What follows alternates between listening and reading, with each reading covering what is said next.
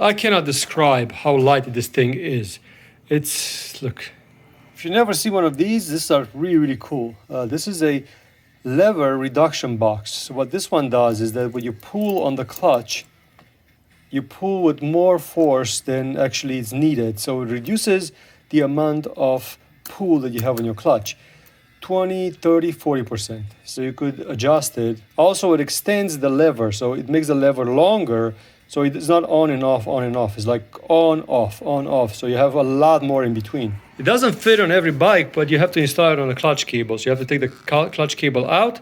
This clutch cable goes in this box, and then this cable goes into that clutch. Okay, so it's fully installed. I cannot describe how light this thing is. It's, look.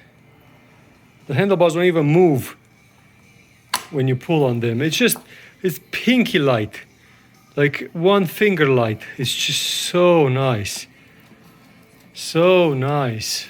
You do have to find a little bit of a real estate because the cable gets a little bit longer, but I rerouted it around the lamp and it seems to be like not snagging or anything. So yeah, I'm very happy with this thing. I gotta buy another one for my Honda in Romania.